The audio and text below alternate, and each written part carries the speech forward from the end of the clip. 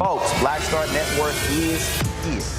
Hold no punches! I'm real revolutionary right now. Support this man, Black Media. He makes sure that our stories are told.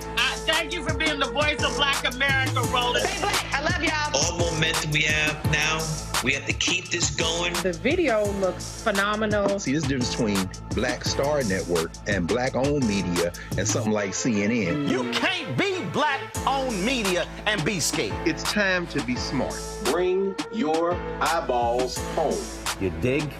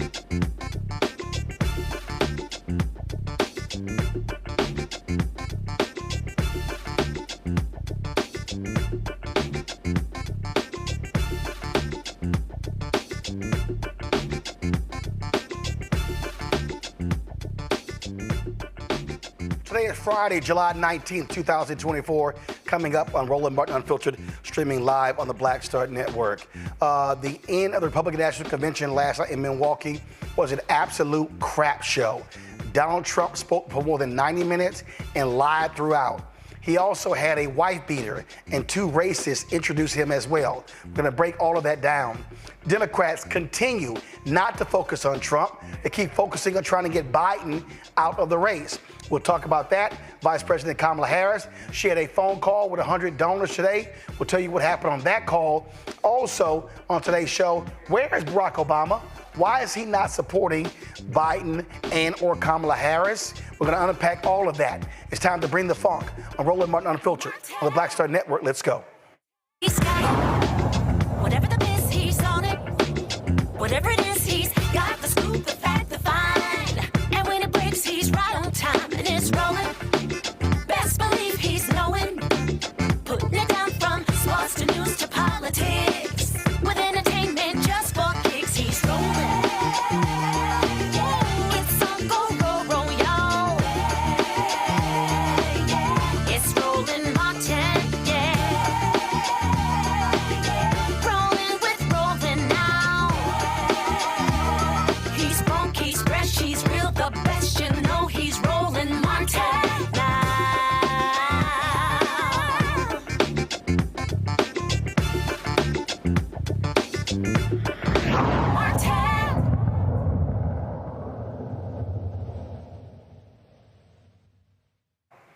All right, folks, the Congressional Black Caucus has been standing strong in the corner of President Joe Biden, Vice President Kamala Harris. They have been very consistent in their support of that particular ticket, even though major donors continue to press the Democrats to drop them. Today, the first Congressional Black Caucus member went public asking Biden to drop out. Go to my iPad, Stephen. There were 4 members of Congress who came out with a statement today saying Biden should drop out. One of them is Mark Veazey of Texas. And so you see, they say here, Mr. President, with great admiration for you personally, sincere respect for your decades of public service and patriotic leadership, deep appreciation for everything we've accomplished together during your presidency. It is now time for you to pass the torch to a new generation of Democratic leaders. We must defeat Donald Trump and save our democracy, protect our alliances and the rules-based international order, and continue building on the strong foundation you've established over the past 4 years. Now, they say all of that, and you notice they say, pass the torch to a new generation of Democratic leaders. They don't specify who. This is the consistent thing that you keep seeing from these House Democrats and Senate Democrats who want Biden to step aside. They're not specifying who. Now, why is that a problem? Because in order for you to run, you need money. You need a national campaign. The reality is, if you do not select Vice President Kamala Harris as a leader of the ticket, you then lose that money, it goes back to the donors. You also don't get the 1,000 campaign workers, the 100 field offices. You don't get the TV buys that were locked in January and February. You now have to pay more expensive for those spots because you're buying them later. So there's so many factors in play that people don't actually want to understand. Kevin Madden is a Republican strategist, and I used to, of course, we were colleagues at CNN, and Kevin actually was tweeting about this a little bit earlier. Give me a second, I'm gonna pull it up. We were talking about that, and he talked about, this reality that these donors are not accepting. They're sitting here,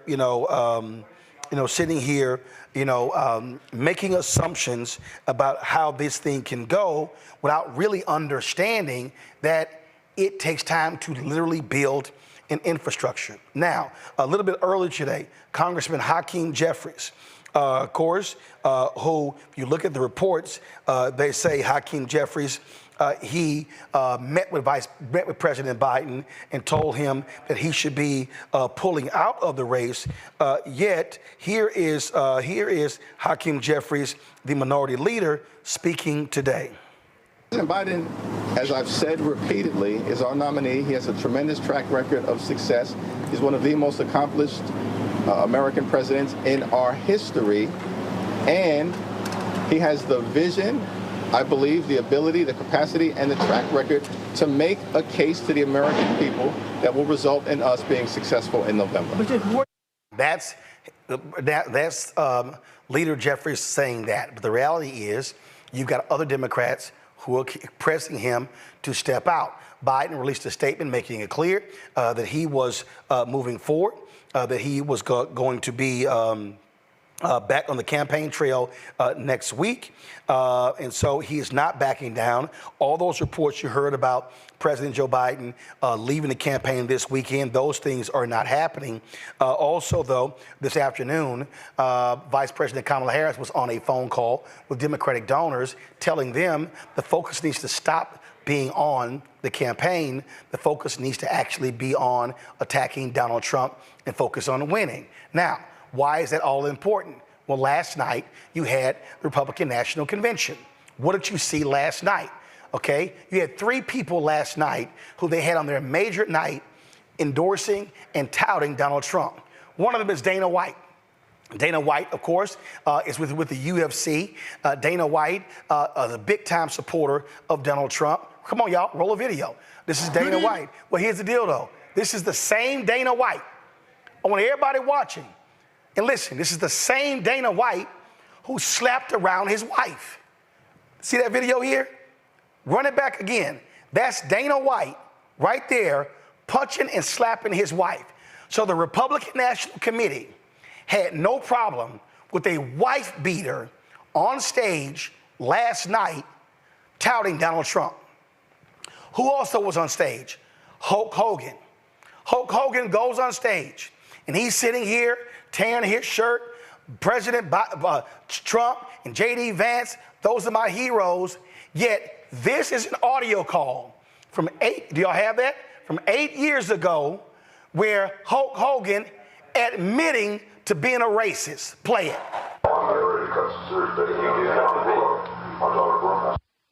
She jump sides on me because I shelled out $2-3 million for her music, and I've been trying to help her. I've done everything, fucking with him day and night on the radio like a jackass, and he's working with me to make it work. He goes, "That you really shouldn't call every day and do the shit I do." The Southeast driver, this black billionaire guy, has something basically did more for her a year than anybody's done. And okay, he had one song after 10 months, the shit went back up and back and back still. And momentum, but I try to be the realist, and this is your option.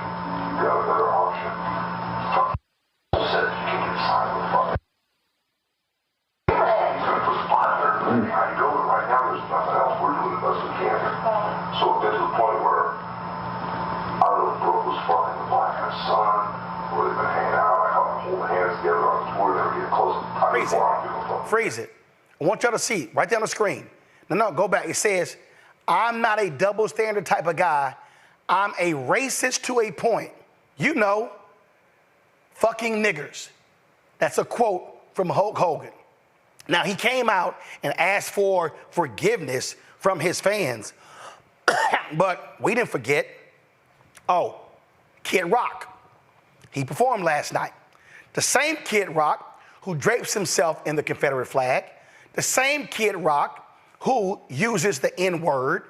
These are the people the Republican Party had on display last night at the Republican National Convention touting Trump. Now, they had DEI night on Monday with all these black folks standing up there. So you mean to tell me and all these national media people who are shameful and pathetic, who are praising this convention and the tone of unity and all of these things, these same people had a wife beater and two racists on stage last night talking about Donald Trump. You had Eric Trump, when he gave his speech, complaining about Congress stripping the names of those Confederate generals, those domestic terrorists, those traitors from army bases. Donald Trump has complained about that. So these are people who are defending having the names of domestic terrorists and traitors as the name of army bases and military bases in this country. And they actually think we want those type of people back in the White House? Absolutely not. Absolutely not. So just understand what's going on here. So the day after, that's what Dems should be talking about.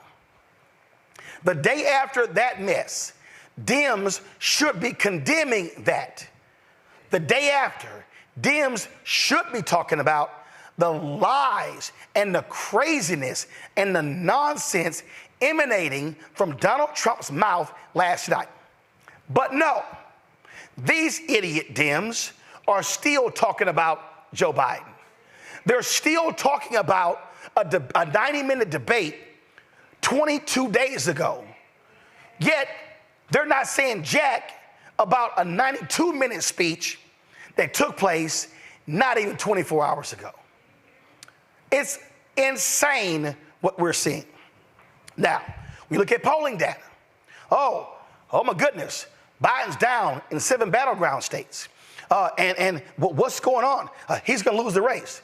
Y'all, this ain't rocket science. If you dogged a candidate for 22 days and you highlighted his greatest weakness, his age, what the hell do you think is gonna happen? Remember, a week after the debate, polls were virtually tied.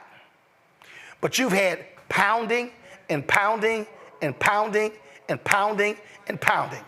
You had Democratic analysts, podcasters, pollsters on CNN, MSNBC, Fox, ABC, NBC, CBS, social media, all these outlets spending all their time talking about Biden and not Trump, not MAGA, not Project 2025. So of course, the polls are going to shift. I don't know what these people are doing.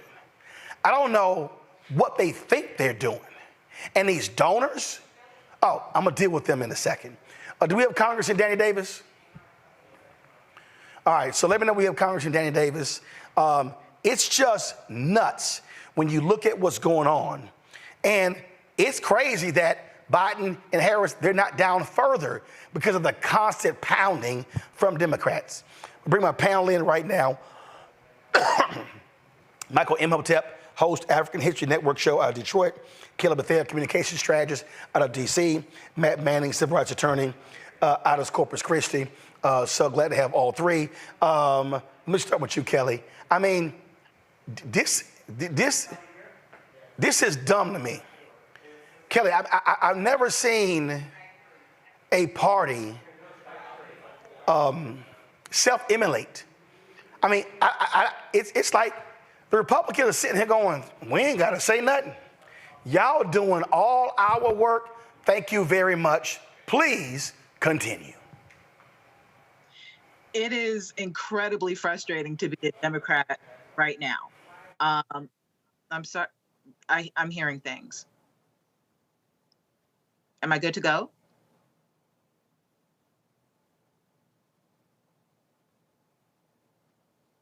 I'll just continue and hopefully you guys can hear me.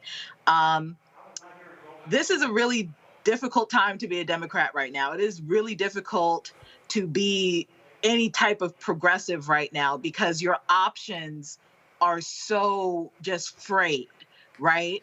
I do not understand for the life of me why we're not talking about Trump, why we're not talking about Hogan, why we're not talking about Kid Rock, and we are instead fully deep diving into ageism in that, oh, Biden's too old, he's this, he's that. It is angering to me as if we can afford to be this politically correct about chaos, about completely politically incorrect tenets of politics. There's no rhyme or rationale for this. It feels as though we are intentionally self-sabotaging ourselves to lose this election, because otherwise it is beyond cognitive dissonance. It really is, like you said, it is dumb.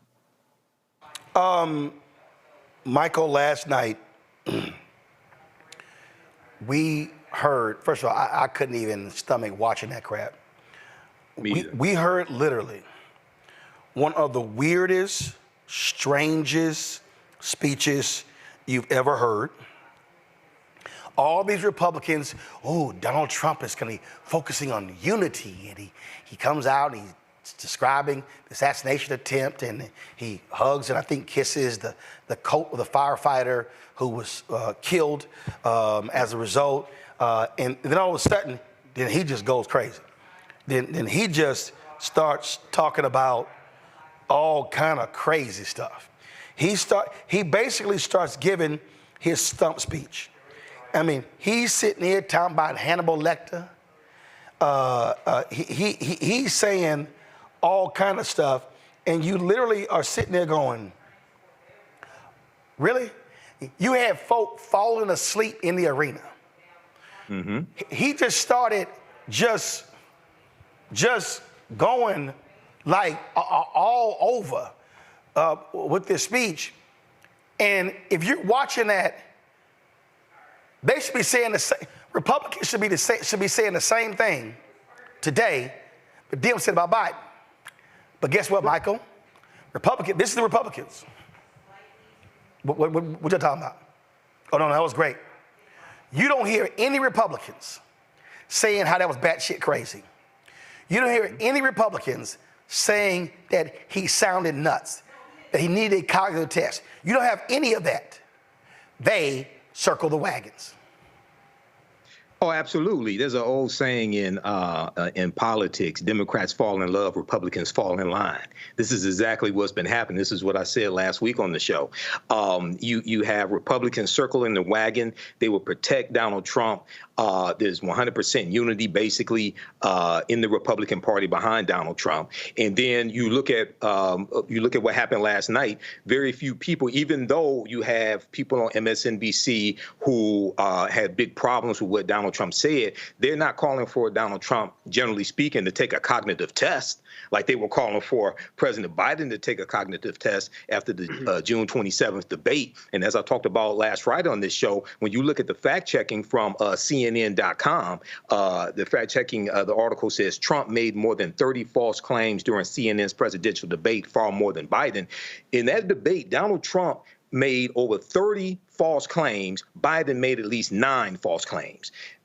Donald Trump made more than 3 times as many false claims than Biden, but the corporate control media acts like Biden was on the stage by himself. Biden actually won that debate when you actually read the fact checking, even though he did stumble, but the majority of his answers were pretty factual. And with Donald Trump, the majority of his answers were false. Just like last night, he made over 20 false claims last night when you look at the fact checking. In fact, this was the fact that was put together. Watch this.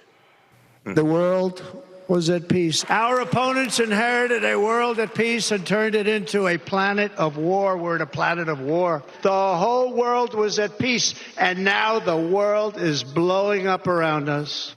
This is false. Trump did not achieve world peace when he was president, certainly wasn't at peace when he left office. There were active wars or armed conflicts in dozens of nations in 2020, 51 by one research institution's count, and then 51 again in 2021. Trump handed President Biden ongoing civil wars in Yemen and Syria, of course, an unresolved Israeli-Palestinian conflict, Israeli-Iranian conflict, a war in Ethiopia. I could go on for a while, but I don't have time because there were so many other false claims. So let's adjust some of those, not even all of them. He repeated his usual lie about Democrats having cheated in the 2020 election. It's nonsense. He said crime is going up. The opposite is true. It's gone sharply down in 2023 and early 2024, is now lower than it was under Trump in 2020. He said we have the worst inflation we've ever had. Again, not even close. It is 3% right now. The U.S. record is 23.7%. He said there was no inflation under him. It was low, of course, but not non-existent. It was 8% total for his presidency, 1.4% year over year in the month he left office. He said the price of groceries is up 57% under Biden. It's actually 21%. He said Democrats are proposing to quadruple people's taxes. That is imaginary. He said his tax cut was the largest in American history, not even close again. He said the Biden administration does nothing to stop migrants. Well, the administration tried to get Congress to pass a bill to tighten the border, and after Trump himself helped to kill that bill, Biden took executive action to tighten the border.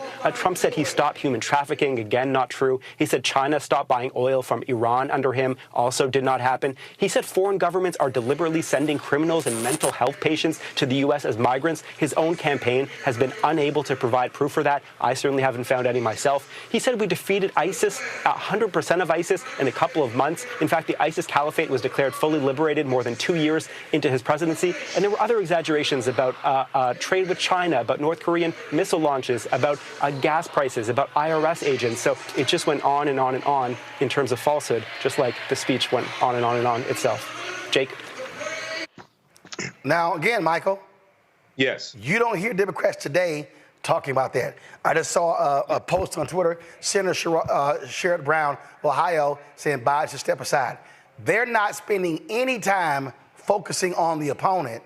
They're focusing on their candidate.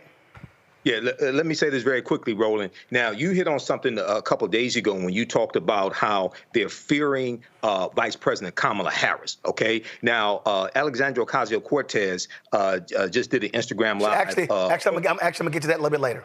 I'm actually play some of that. Skip over that. Yeah, I'm going to play some of that later. Okay, let's jump on. Real quick, Senator John Tester. real quick, because I'm going to go to Congressman Danny Davis. Go. Okay, let's jump on Senator John Tester from Montana, who came out yesterday and called for Biden to step aside.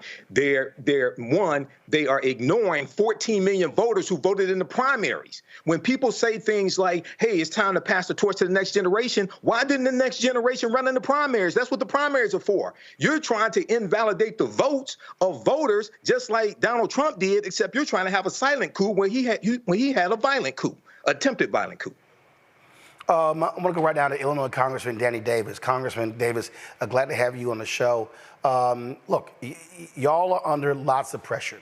You've got folks who want the CBC to crack, to stop their support of President Joe Biden. Here's what's crazy. They keep saying Biden has to make a decision. He's announced multiple times that he's running. He's literally said it 4 or 5 times. So my whole deal is stop saying that, okay, you need to make a decision. When he's made the decision, either fall in line or, you know what, go to the convention and don't vote for him. Well, I think it's a difficult situation, but I agree that the President Biden has said that he is running. And of course, the real challenge is to be unified enough to defeat Donald Trump. I don't know what else it is that we need to know. President Biden has said his health is sufficient to do this. He believes that he's able to do it. His physicians have said he can do it. There's no reason that he can't. Yes, it's a challenge, but I think if he is ready, and he keeps saying that he is ready, I am ready to be with him as long as he feels, knows, and articulates and demonstrates that he's ready to defeat Donald Trump. I'm there. So, like here's a perfect example. I'm looking at this tweet right now, and Yashar Ali, he goes, President Biden, through no fault of his own, is not capable of vigorously campaigning for the presidency. The president cannot handle day after day of a schedule that includes but isn't limited to 4 rallies a day in multiple cities and a clutch at each rally, multiple TV and print interviews in the same day the rallies above are happening, a fundraiser or 2 are mixed in. First of all, the reality is, I've covered a lot of campaigns. I don't know that many candidates that actually do 4 rallies in a day. I ain't never seen Donald Trump do 4 rallies in a day. What the hell is he talking about? Well, I don't know, but all of that is very concrete. It demonstrates that there is a path. And again, President Biden has not walked away from any challenges. I think that he can do it. Of course, Democrats don't have a great deal of time, but we do have a process. And part of that process is that everybody gets a say, gets a chance to say what they believe. Now all we have to do is agree, unlike the Republicans who are dictated to and told what they do, and they fall in line.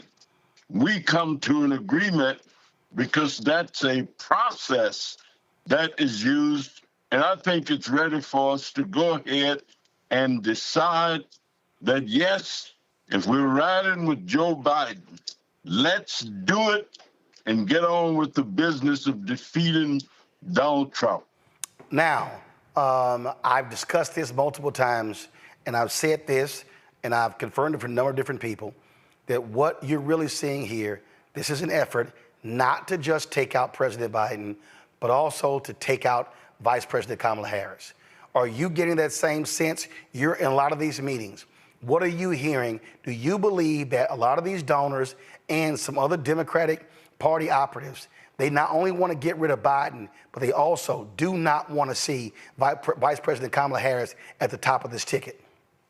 Well, a number of my constituents are expressing the same view that you have expressed.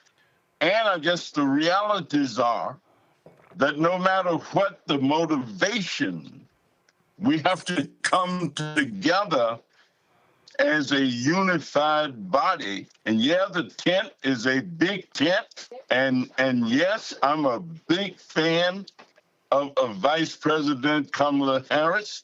I support a process. And of course, we have a process that basically says number one, and then if something happens to number one that number one can't perform or can't do, then we go to number two.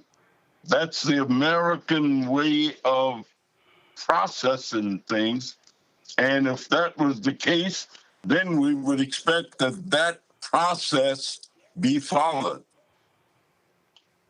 All right, Congressman Danny Davis, glad to have you on the show, sir. We'll see what happens next. Thank you very much. It's a pleasure. Appreciate it. Matt, I want to go to you. I go back to the most basic point.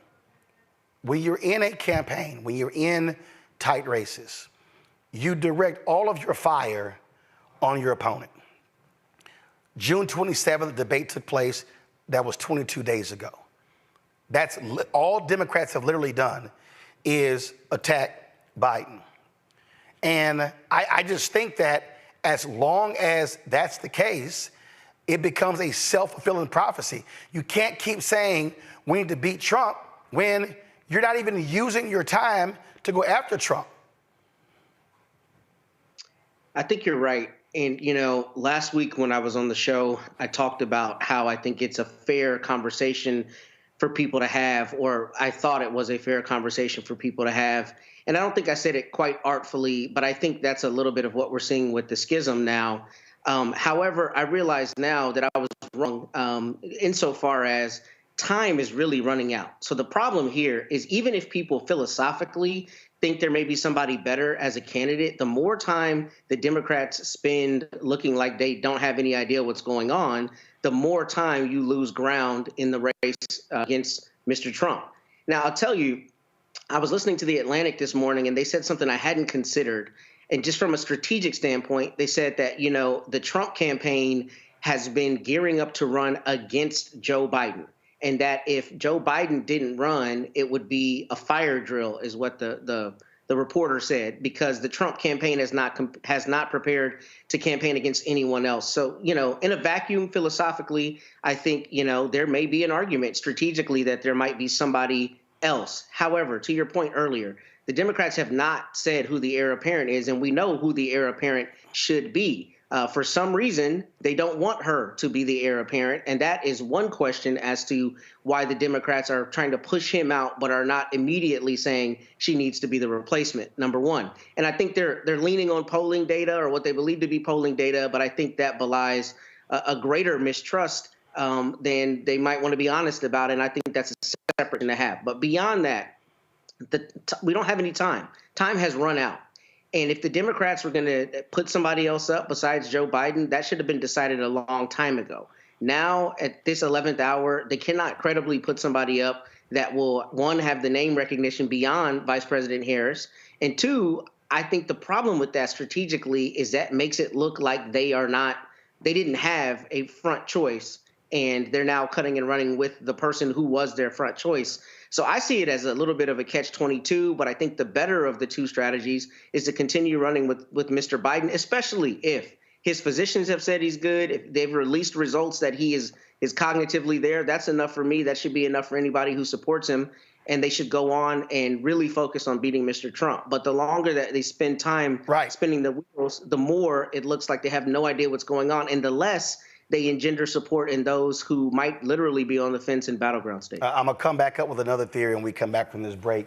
We're going to stay on this topic. We're going to play some of what Congresswoman Alexandria Ocasio-Cortez said in her 50-minute Instagram Live last night, which was quite fascinating. So we'll talk all about that. That's next. Roland Martin Unfiltered, right here on the Black Star Network. Hatred on the streets, a horrific scene, a white nationalist rally that descended into deadly violence. White people are losing their damn minds. as an angry pro-Trump mob storms the U.S. Capitol. We've seen shooting. We're about to see the rise of what I call white minority resistance. We have seen white folks in this country who simply cannot tolerate black folks voting. I think what we're seeing is the inevitable result of violent denial. This is part of American history. Every time that people of color have made progress, whether real or symbolic, there has been what Carol Anderson at Emory University calls white rage as a backlash. This is the rise of the Proud Boys and the Boogaloo Boys. America, there's going to be more of this. Here's all the Proud Boys, guys. This country is getting increasingly racist in its behaviors and its attitudes because of the fear of white people. The fear that they're taking our jobs, they're taking our resources, they're taking our women. This is white fear.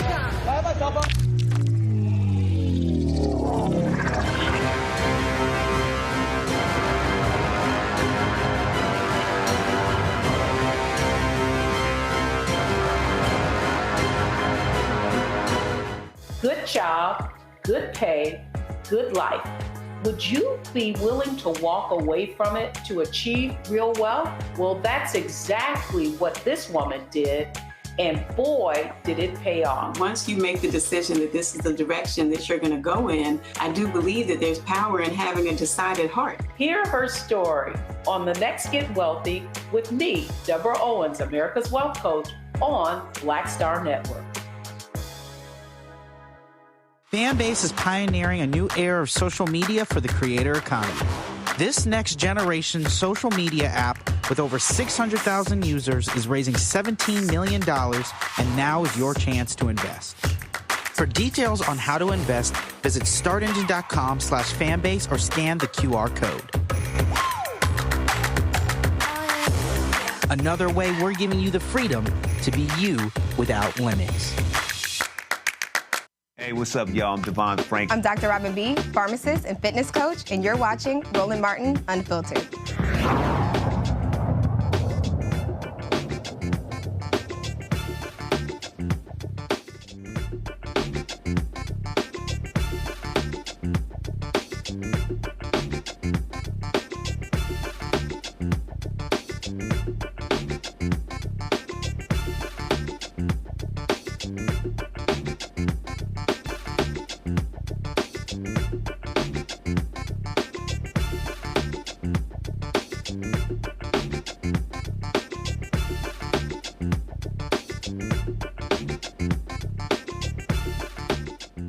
All right, folks. So for our panel, I have a theory that love to get your perspective. So when you look at the polls, they're asking the question, and it's 57% AP poll. 57% of the people say Donald Trump should drop out. 65% say Joe Biden should drop out. But someone saying a person should drop out does not equate to I won't vote for them. And so this is where I believe, Matt, where people are not, I think they're missing something that's critically important. Folk didn't want to vote for Joe Biden in the 2020 primary. You had like 15 other people, ended up being him. They didn't want to vote for him, thought he was too old even in the fall.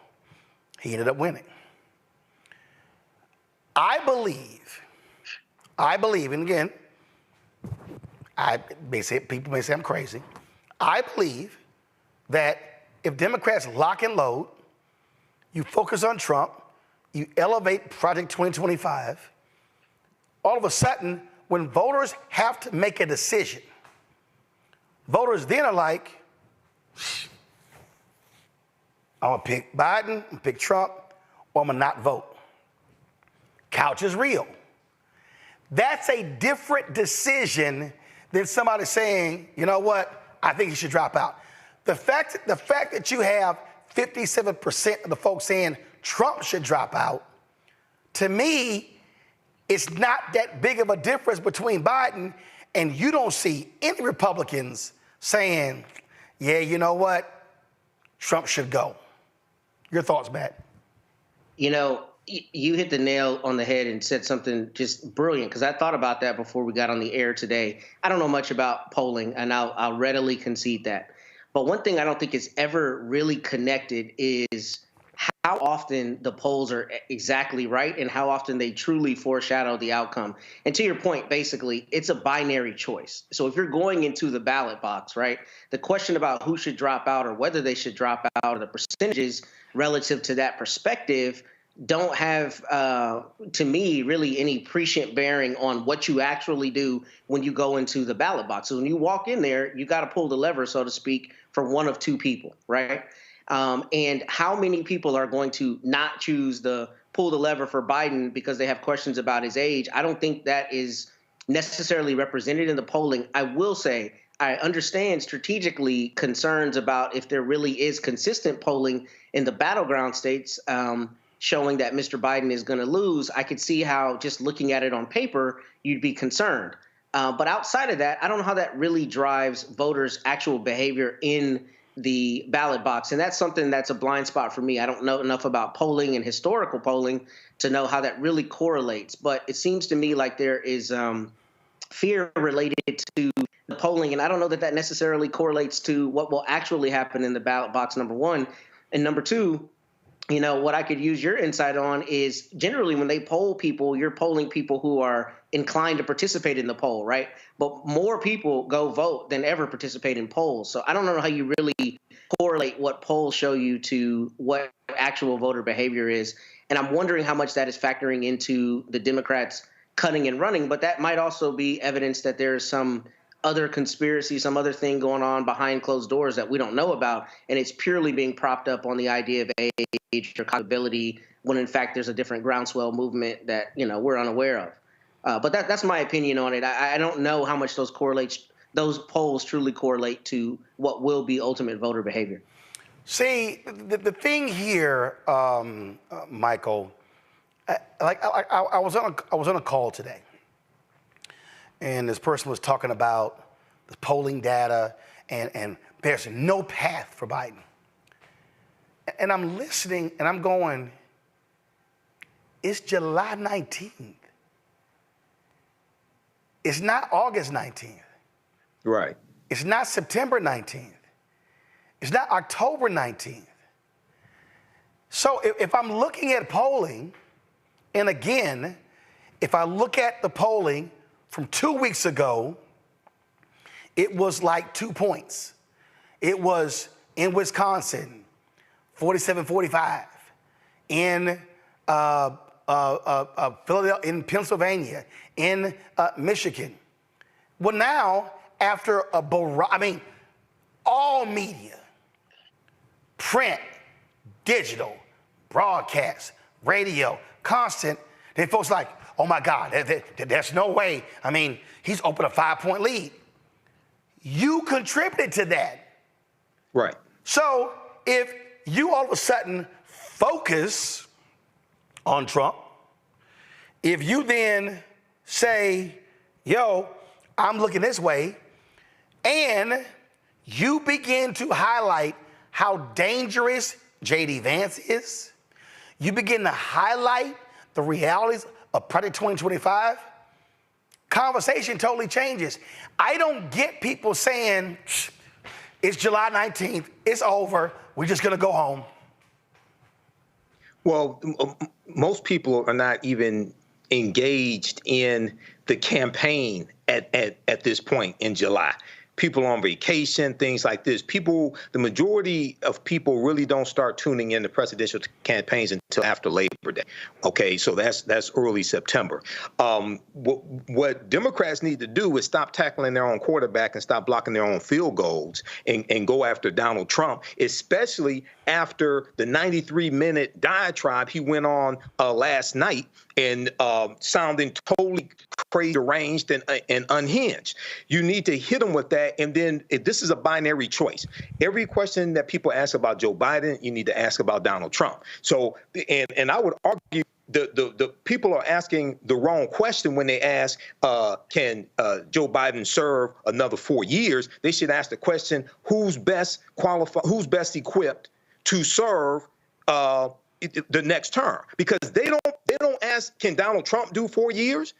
Is Donald Trump physically fit to serve 4 years? Is Donald Trump mentally fit to serve 4 years? The other thing is continue to hammer on the accomplishment that the Biden-Harris administration have put in place. And then Joe Biden I think it was last Thursday or Friday, in his campaign speech, he laid out his first 100-day agenda, what he wants to get done in the first 100 days. Keep doing that, because that brings about the energy, causes people to get engaged, and keep hitting on Project 2025. And one of the most important things for people to understand about Project 2025, not only were at least 140 people who worked for an administration involved in writing Project 2025, but that is a 180-day plan from the Heritage Foundation. What the hell do they have planned the other 3.5 years of a second Trump administration? That's what they want to get put in place the first 180 days. Right. And this is, I would say, part 2 of what the Heritage Foundation did in 1980 with Mandate for Leadership, which was the book that contained 2,000 policies they wanted the Reagan administration to adopt. And the Reagan administration adopted 64% of the policies in the first term of the Reagan administration. This is part 2. So I'm going to also throw this one out to you, Kelly, before I go to my next guest. And that is, I think people are also overlooking something important. Joe Biden has a white coalition. Joe Biden leads among white seniors. He leads among white college graduates. He leads among white suburban voters. He leads among white independents. If you kick Biden off the ballot, you may cause that shift. Now remember, when you look at numbers, Hillary Clinton got, I think, 38% of the white vote. Biden got 41 to 42%. Biden got a higher percentage of the white vote than Obama did. White voters make up 70% of the electorate. So folks need to understand they can't afford any level of erosion. I just think that what you're seeing now, because now all of a sudden it's, Biden's dragging down state people. He's dragging down House candidates. He's dragging down Senate. I go back to this thing again, Kelly. If all you've done is if your own party has attacked the guy for 3 weeks, you sowed seeds of discontent, you got folks like, man, I don't know. I don't understand why this is not common sense. Here's what I think. I think the Democratic Party gets off on having the moral high ground. Boom. I think that the Democratic Party feels that they can only win elections when they have the moral high ground. Boom. So follow me here. When I said I think they're self-sabotaging, I mean that 100%, because what you're talking about is, it's not like it's not being conversed within the ranks. It's not like there's not someone in there saying, here's what we need to do. We need to down, we need to do boom, boom, boom. Stop talking about this, start talking about that, etc. There are some bodies in the camp saying that right now. And the powers that be, who have a little bit of a higher pay grade than the person who's actually making the common sense, is saying, nope, we don't want to do that. Why? Because right now we don't have any moral high ground, and we don't have a plan, right? As a party, we don't have a plan. We don't have a Project 2025. We don't have a Project 2020. You know what I'm saying? We get off on coming in and swooping and saving the day. And that's how we get votes. Because people think that because we're a big tent, we have to include as much people as we can. And the only way we can do that is if we portray ourselves to be the hero, and the hero has to save everybody. Everybody's talking about this big tent. My opinion is that the tent needs to be closed. And we need to hunker down and have a plan. We need to have a Project 2030. We need to have a Heritage Foundation for Democrats whose think tank is solely dedicated I agree. to policy. I agree, but here's the whole deal, though. The reality is people vote based upon fear. There's a reason Donald Trump came out and said, "Oh no, I don't know Project 2025. I don't know them. I've never heard of them." But what happened last night? He said in his speech, "I'm hiring Tom Homan." Who is Tom Homan? The author of Project 2025. 2025. So the Trump people, they know how potent it is. And check this out, Kelly. Before the assassination attempt, Project 2025 was building on Instagram, TikTok, on Twitter. It was building. Democrats, guess what? Since Republicans turned the page and they all walking around with bandages, well, you know what? You turn the page and say, we're going back to 2025. I don't understand, again, why they're not doing that. It's just the stupidest thing. It's just stupid. Hey, this just in. Because they need the moral high ground. Right. I think they're self-sabotaging. Democrats want to be perfect. They want to be, oh no, we got, and again, I love this. We need these young, energetic, vibrant voices. What are you talking about? And you never can name them. This just in, and I love this here. Because they're not cultivating them. Well, I know. Well, they're there, but guess what? You didn't run. This just in. But not only that, hold on. They weren't encouraged to run.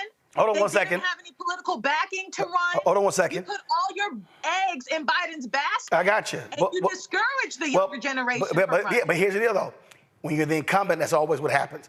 This just in, David Letterman has announced he's going to be hosting a fundraiser for Biden at the home of the Hawaii governor on July 29th. So David Letterman's like, I'm with him. So we'll see what happens next. Hey, I talked about the Republican National Convention. It was the land of crazy. It was the absolutely land of crazy, especially when it came to foreign policy. Trump picks J.D. Vance, Ohio senator. He is anti-Ukraine. These people were kissing the butt of Putin the entire time. I don't know what the hell these people think is going to happen if these folks get into the White House. Joining me now is national security expert, Dr. Nola Haynes. Nola, these folks were passing out deportation signs, all sort of stuff. I didn't watch a second of that Klan rally. I just couldn't stomach it.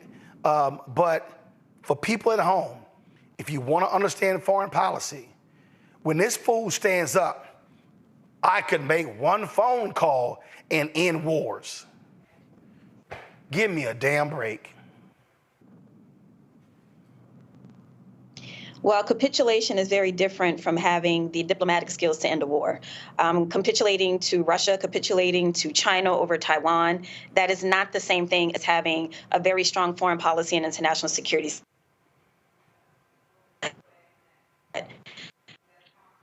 Vastly different.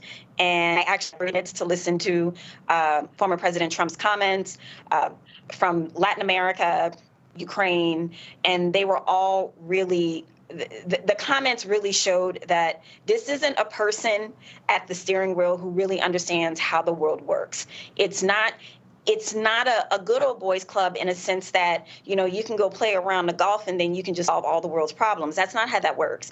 Foreign policy and international security are two different things. So foreign policy is an agreement with another country of how we operate within that country. Say that our foreign policy agreement with Ukraine is NATO will be there for you.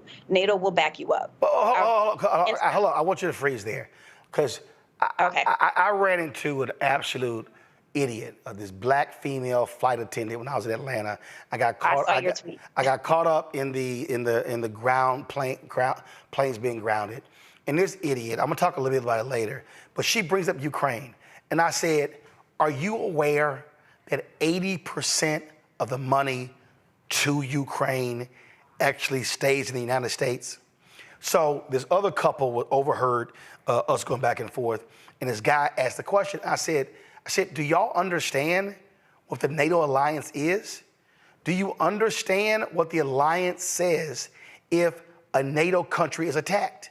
I said, the amount of money that we're spending now pales in comparison to what we would have to spend in terms of soldiers and money if Putin gets Ukraine and attacks other NATO countries. I mean, People don't even understand the reality of what the NATO alliance is. Right. So I just want to make it very clear. So Ukraine is actually not part of NATO yet. There are certain legal provisions even before Russia decided to invade Ukraine. Technically, a country cannot have another country occupying its territory. And so, which leads us to another point. Russia has invaded Ukraine since 2014. So what we're seeing is Russia Part 2. So because of that situation, that ongoing situation, is one of the reasons why Ukraine is not in NATO yet. Right, no. But they absolutely will be. Biden-Harris administration. But what I meant, but Nola, when I meant attacking a NATO country, Putin has made it clear. Yeah. He wants to reassemble the Soviet Union. Absolutely. So if he gets Ukraine, he is then going to eye Poland or some of the other countries. Those are NATO countries. If he then attacks a NATO country, we, the United States, because of the NATO alliance, we are drawn in because the document says it. Absolutely. It will absolutely be boots on the ground. And I've said that since day one of the Russia-Ukraine war. No American wants to send their child, daughter, cousin, nephew. No one wants to send their child off to war because the United States and the rest of our allies around the country did not come together to stop Russia from doing just that. And I do not think that Donald Trump has a firm grasp of that. Capitulating to Russia means, okay, you know what? There'll be no more war in Ukraine because we're just going to sit back and give you Ukraine. And then what's next? It's Poland, and like you said, Roland, he definitely wants to reassemble the USSR, and which is why historically Finland, Switzerland, joined NATO. That is how serious this is. It's so serious that Germany now has a security structure, something that they swore off since World War II. This is how serious the situation is. And if you think, and if anybody in this country think that Donald Trump could just go ahead and pick up the phone and it'll be over, it'll be done with, it is not that simple. And the way that he speaks to his people as if it is, and I know they soak it up and they believe it, it's dangerous. It's dangerous talking points. It's dangerous rhetoric that I hear repeated over and over and over again. Nola, this is something I care a great deal about. Nola, he also said that if China attacks Taiwan, I'm not going to defend Taiwan because, you know, they've hurt us with their microchips. They're not paying. Right. So two things on that. So again, like I said at the beginning, being a strong man if you're capitulating and then trying to extort Taiwan for protection as if some sort of thuggish, you know, Italian mafia that lives in his head, that he wants to be this mafia boss. That is not how that works. That is not how security in that region works. If you want to capitulate to China, what else are you willing to capitulate to China for? Yep. And what about all those kind of licensing agreements that his daughter's company? What is the real relationship there, right? So all this tough talk, all this so-called strongman talk, it's just that. It's just talk because the proof is definitely not in the pudding. Last one for you. I know you had to get a kick out of this fool last night saying, the North Korea leader, he wants me back.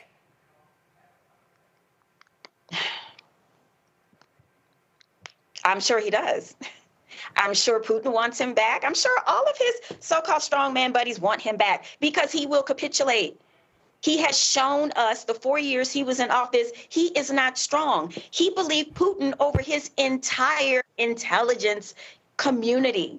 17 agencies giving you intelligence, and all Putin has to say is like, no, I didn't do that. I didn't interfere with the election. And that was that. That was that. Capitulating. That is not indicative of being a strong man. I'm sorry. It just isn't. People don't get it. These people running around saying, oh, Trump is going to get us out of these wars and he's going to be saving us money. This man, listen, the CIA still worries about how Trump asked for the list of our sources. And all of a sudden, our intel sources started dying all around the world. They had to start pulling people out of countries because there was a fear that Donald Trump literally gave up our intel sources to Putin.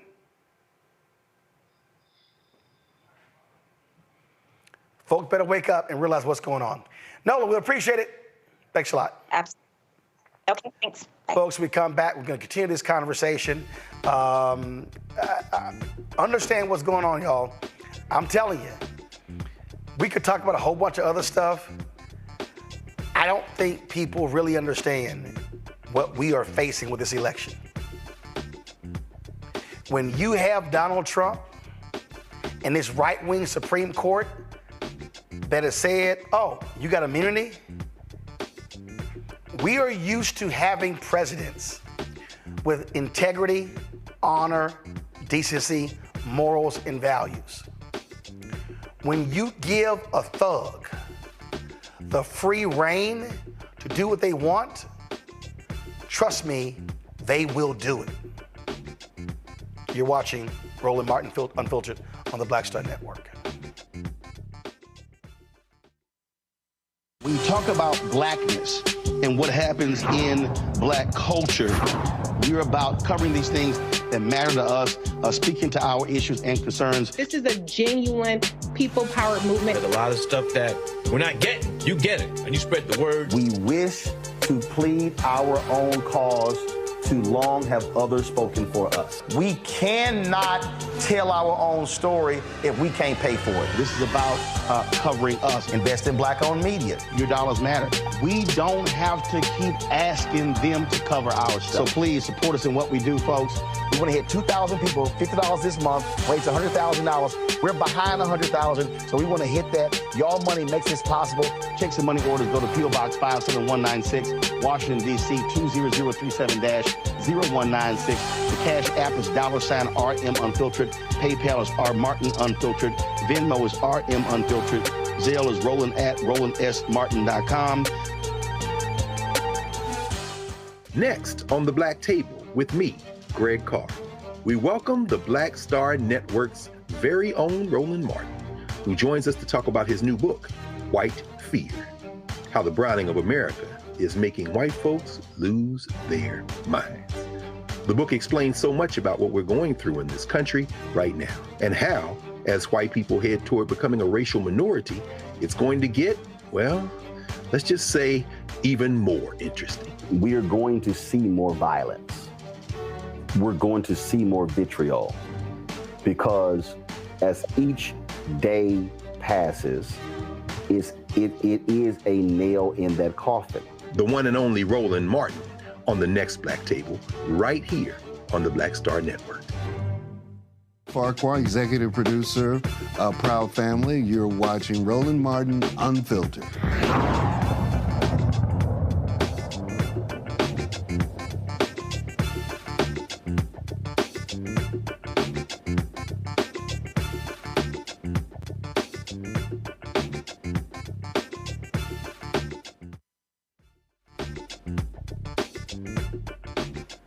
Earlier in the show, I was telling you about this 50-minute Instagram live that Congresswoman Alexandria Ocasio-Cortez did last night.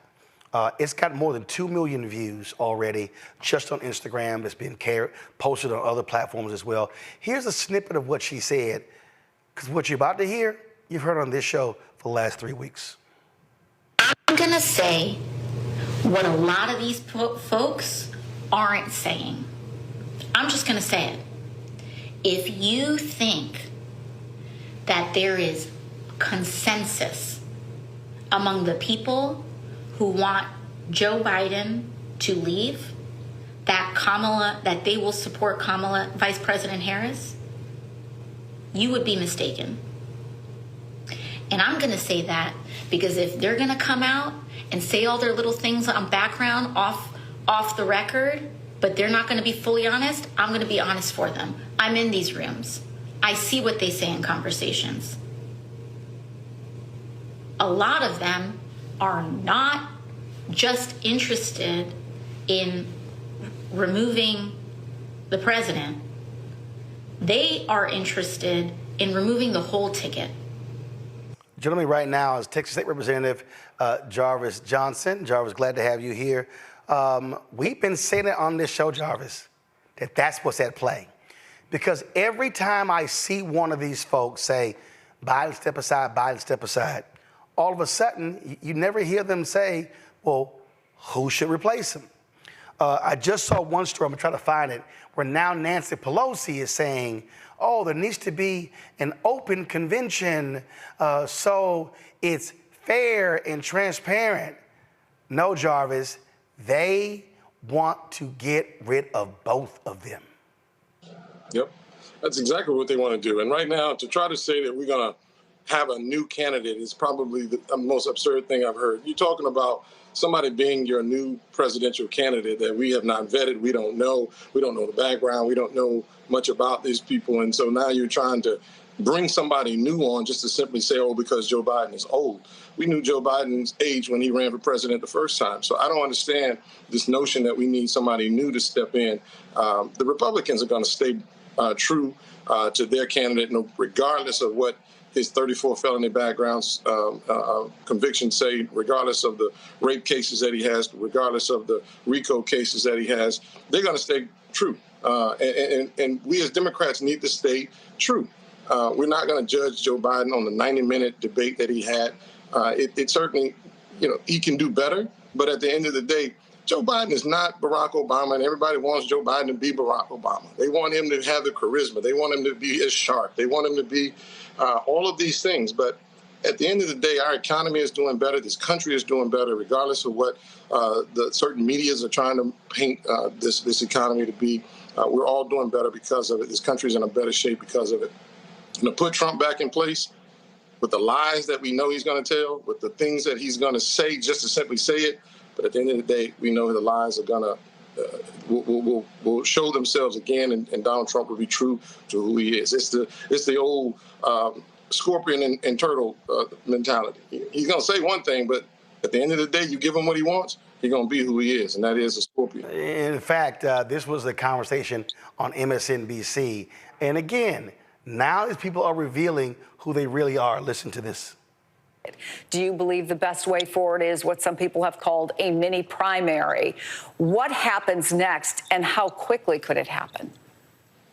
Well, I think should he make that decision, there will have to be quick steps. I don't think we can do a coronation, but obviously the vice president would be the leading candidate. I think kind of a mini primary, maybe a vetting hosted by former presidents, including Obama and Clinton, would be helpful and help focus the attention. And whoever emerges, including Kamala Harris, would be a stronger candidate than if we tried to exclude a transparent public process. Jarvis, here's why that's stupid. Here's why that's stupid. So it's July 19th. The Democratic Convention starts August 19th. Right. It ends August 23rd. So these folks are basically, let's go there. And so for the next month, what the hell are we gonna do? So we already know the runway is already shorter. So now you want to blow another whole month waiting to figure out what you're going to do. So now you left yourself with 10 weeks. And then if you don't pick Kamala Harris, in 10 weeks, you got to assemble a national campaign, raise money.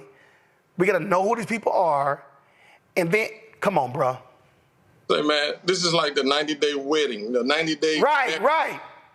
How do you do that? No, nobody gets to know anybody in 90 days to say, you're going to be with me and make my life better. No, that ain't going to happen. You're not going to get to know anybody in 90 days. You're not going to get to know anybody in 30 days. It is absolutely asinine. It's absolutely absurd. And we need to move forward. We need to stay committed to our candidate and make sure that we can push our agenda forward, make sure that we're pushing the things that are important to us forward. But to show weakness the way we're showing it right now, I think is why so many people want to flee from the Democratic Party, because there's no fight in us. We kind of cower to everything that Fox is saying, and CNN picks it up, and then they start running with it, and that becomes the narrative. Because Trump called him Sleepy Joe, and that became the narrative. I mean, we need to call it the way it is, man. Look, We can win this if we stay true to who we are, if we can stay true to what this country needs. But to play this game right now, man, we look weak by simply cowering to them and saying we're going to change. We're going to go get somebody from California, somebody from Illinois. Come on, man.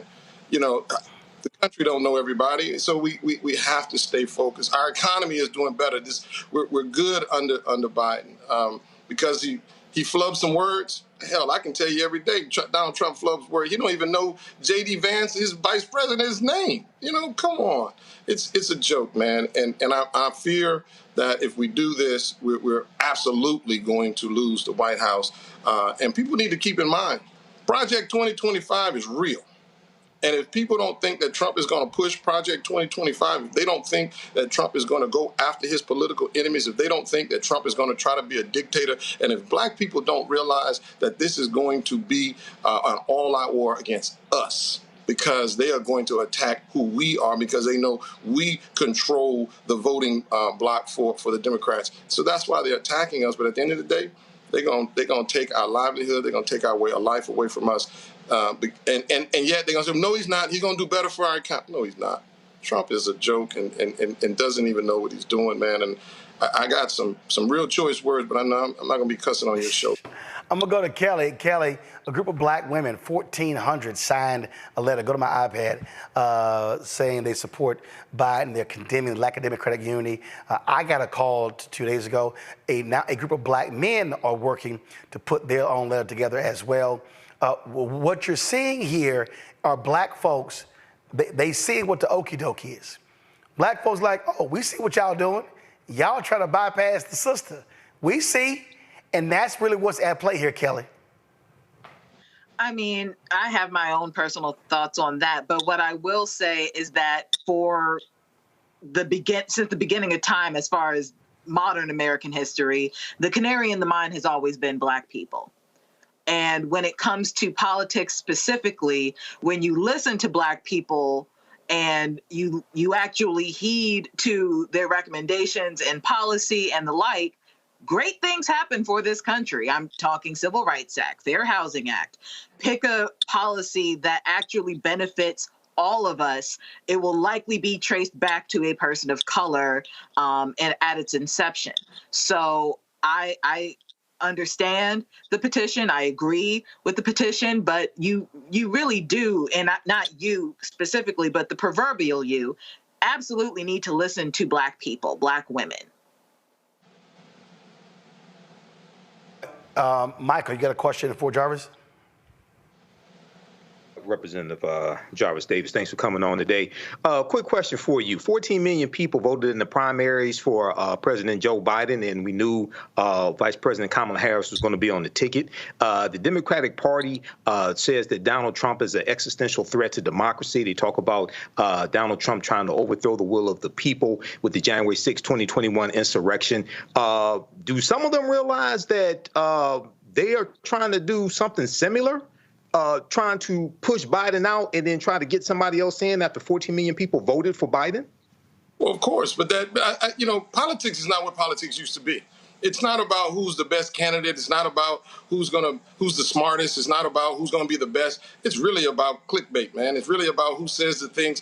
For me to listen to Democrats and Republicans alike say, Trump speaks like me. He speaks for me. You know what? That's the worst thing I've ever heard. I don't want somebody like speaking the way he speaks for me. It's like saying my pastor is a drunk and my pastor is a fornicator and a pedophile and all, and that's why I want to go to his church. No, I want somebody better than me. But I think, again, media has painted this picture, and more Americans and more voters are going with the sensationalism of what they think is going to be best for them. Trump is going to be strong. Him standing up there with that fake shot and, pumping his fist after allegedly guys, that's what they want to see. Well, that's not a president. That's just, that's a character. And I don't want a character in the country. Okay. Thank you. Reality TV show character. Yep. Matt. Yeah, Rep. Davis, thanks for serving the people of Texas, brother. We need you. Here's my question for you. How much of this do you think is coming from down ballot races, people like John Tester and others who are concerned about their own political future and who are jumping on board to try to, oust Biden for their own self-interest, whether that be to supplant him or down ballot races? How much of that do you think is factoring in? I don't know. It's always been, top down. And yes, there are a lot of people that I think are cowering to this notion of, well, if you support Biden, then we're not going to support you. You ain't going to support me anyway.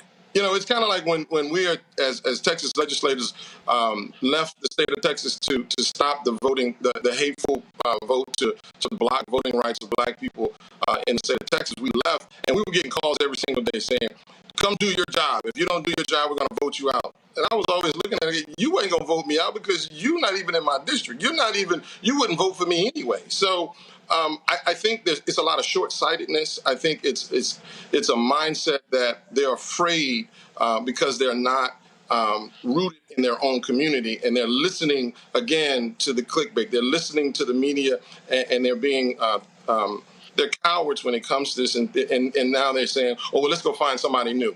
And they're speaking out against him. So yeah, I agree with that to a certain degree. But at the end of the day, I think that's a wrong philosophy that we're taking. That's a selfish one, and it's one that's going to hurt. While you may be able to save your seat, this country is going to be lost, and so you'll be inconsequential by simply saving your seat, but yet losing the country, and we can't afford to do that.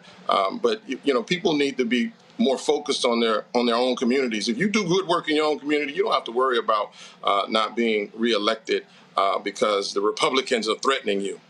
Republicans are threatening you, then you ain't doing a good job. You're not doing a good job at all. All right. Hold tight. Wow, Jarvis, I appreciate it, man. Always good to see you. But don't wear that shirt next time. I already knew you was going to go there, but look, I see what's up there, right? Come on, player. I knew it's your show. What's up there? It's a little foggy. It's all right. I still love you, brother. It's a little blurry. It's a bit blurry, but it's there. Is that an 8x8 brick up there? Okay. It's all good. It's D9 love, baby. Okay. D9. No, it's Alpha Divine 8. All right. Okay. I appreciate it. Thanks a lot. All right. All right, y'all. We come back. Man, y'all, I got to tell y'all what happened in the airport today. When a black female MAGA flight attendant rolled her ass up on Uncle Roro. Man, wait till I tell y'all how that went down. Oh my goodness. You watching Roland Martin Unfiltered on the Black Star Network. Y'all support the work that we do. Join the Bring the Funk fan club. Your dollars make it possible for us to do the work that we do. Send your check and money order to P.O. Box 57196, Washington, D.C. 20037-0196. Cash App, $RM Unfiltered. PayPal, R Martin Unfiltered. Venmo is RM Unfiltered. Zelle, Roland at RolandSMartin.com. Roland at RolandMartinUnfiltered.com. We'll be right back.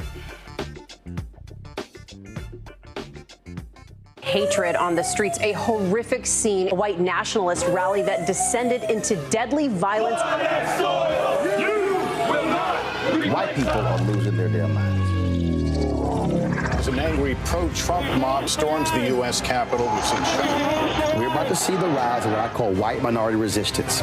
We have seen white folks in this country who simply cannot tolerate black folks voting. I think what we're seeing is the inevitable result of violent denial. This is part of American history. Every time that people of color have made progress, whether real or symbolic, there has been what Carol Anderson at Emory University calls white rage as a backlash. This is the rise of the Proud Boys and the Boogaloo Boys. America, there's going to be more of this. Here's all the Proud Boys, guys. This country is getting increasingly racist in its behaviors and its attitudes because of the fear of white people. The fear that they're taking our jobs, they're taking our resources, they're taking our women. This is white fear.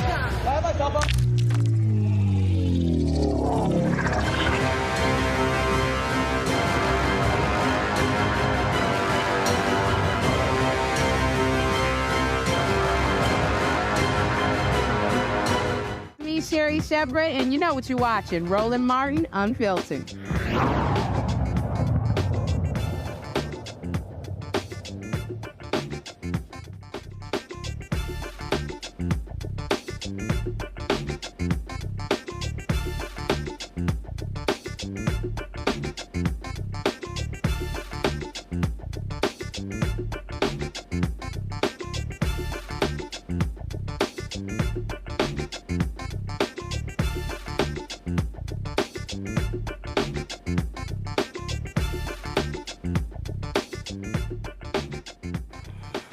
All right, y'all. So, we had that outage, that computer glitch impacted airlines worldwide. So I was on a 7:05 a.m. flight out of Atlanta on Delta. So then they said we weren't going to leave until 10:05. All right, so I go to Pascal's, get me some breakfast. So I go to my gate. Well, D terminal is small terminal. I mean, people are cloistered. So I walk a little further down. See, there's some open seating, and it was not that many different people. And so I'm down there where Frontier, I think Spirit, some other airlines. So this black flight attendant, older sister, she comes up to me and she sits down. And so she's asking me about Project 2025. And she's talking about how, we need to really educate young folks and others about the election and why voting is important in Project 2025. And so I tell her, you're right. And so she wanted some information from me on how to do that. And so I then told her, I said, hey, you know what? You can go to Twitter. You can grab some of the memes, some of the graphics that are out there. It's real easy. You can share that information, with people. And so she pulls up the app and, she's looking at it. And so we're having this conversation. And she's really talking about how a lot of these people don't know. And so this is like one of the graphics that I showed her. So I showed her this one, and then, this was another graphic that I showed her about how Project 2025 is going to rig the economy. And then there was another graphic I showed her that's, again, a condensed version. So there's a conversation. Okay, so she thanked me. Now, mind y'all, I'm sitting there minding my business. I'm trying to listen to my gospel music. I'm trying just to chill because I got to sit in this airport for 3 damn hours. So she gets up, and she goes back to go sit where this group of flight attendants are. So this other sister comes over. So she comes over and she says, Mr. Martin, did my colleague come over here to ask you about Project 2025?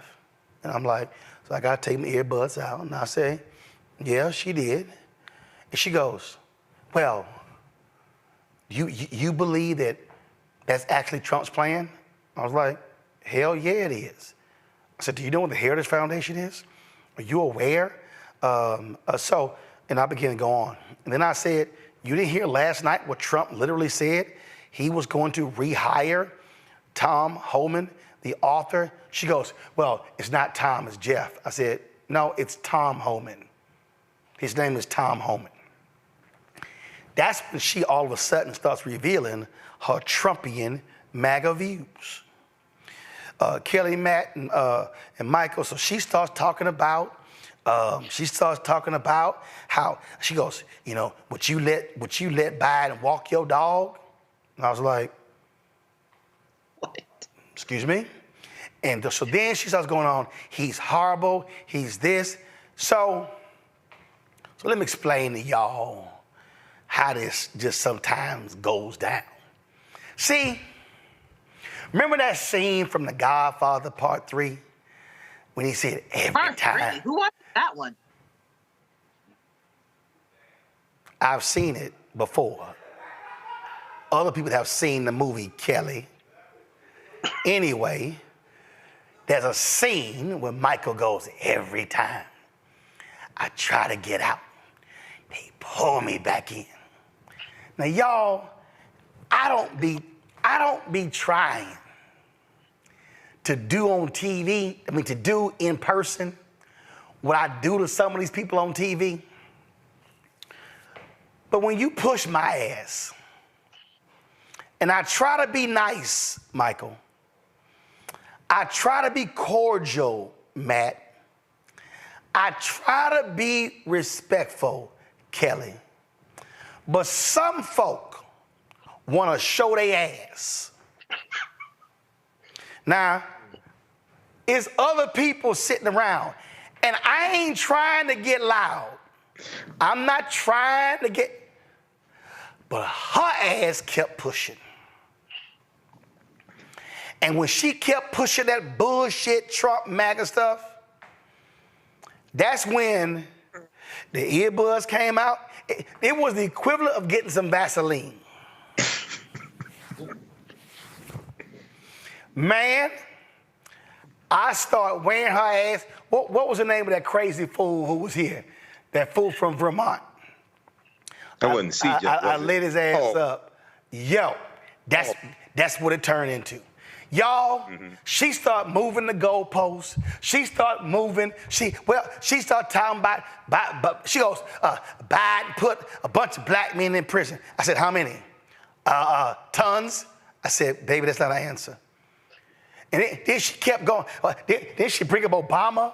Then she bring it up, and I don't understand. She was all over. Well, my daddy, my daddy had a great health care plan. He worked for the big three, and I was like, I'm sorry, that's a private. That ain't got nothing to do with the government.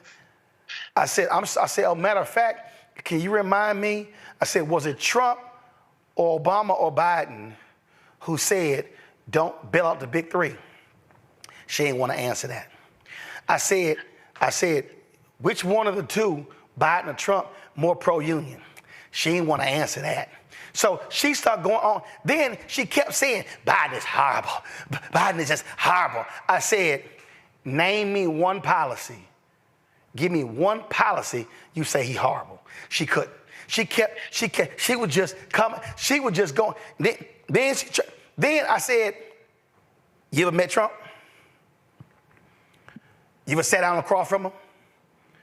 You ever talked to him? I said, baby, I talked to 5 presidents. Out of the 5, he the worst. So then, see, here's the other deal. See, when folk try to sit here and talk shit to me, see, I'm the last one, because I will break out some CVS long receipts on your ass. So then she want to bring up Chicago. So I brought up Chicago. I said, when I met with Trump, I said Trump's plan to deal with the violence in Chicago was called strength. I said, that's not a plan, that's a word. He said, strength. I said, what the hell is that? Strength. Y'all, I'm not lying. And so then she go talk about, well, did he do it? Did he do it? What did Biden do? I said, if you want, we can call him mayor of Chicago right now. Oh no. Then she could try to pull a phone up. She couldn't even Google shit right. So I'm just like eating her ass up. And the other people, like you're being around the conversation and you don't want to laugh or say nothing, but you like look at your phone like going. That's what it felt like. Yo, I'm talking about I started eating her ass up. She just started talking Biden, Trump, and we were better off. Then when I asked, I said, let me ask a question. I said, unemployment lower under Biden or Trump? I know what you're gonna say. I said, can you answer the question? Is it Trump or Biden? Is it Biden or Trump? Which is it? I said, I'll help you out. December 2019, it was 5.3%. It was 5.3% under Trump. It was 4.7% under Biden. She goes, well, that's less than 1 point. She sat here. So I finally got tired of the ass. So I got to go catch my flight. Now y'all know me. I'm petty. So as I'm walking away, I say, hey, by the way, let me know when you take that Google class, because your ass ain't got no facts. I said, and the next time you run up against a professional, don't come here running your mouth with no facts. Now, I don't know who the hell she was. I ain't even look at a name tag. I think they had like either blue or black with some gold, yellow trim. I don't even know. So it was either Spirit or it was Frontier. All I know is she said her ass from Detroit.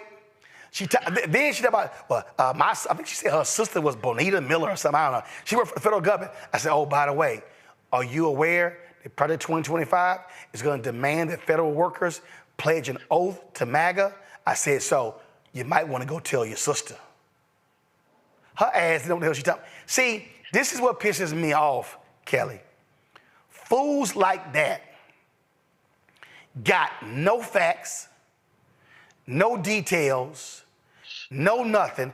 I literally asked her, Kelly, 5 times, name me one policy where you said Biden is awful. He just awful. He just awful. That's all her ignorant ass had. I mean, that was funny. I want to be clear, that was really funny, and deliciously petty.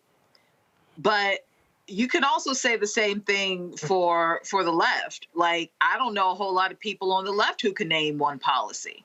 If you just go out on the street and, you know, they say that they're a Democrat, they follow just like she follows. I think the bottom line issue is that nobody is truly informed on any issue.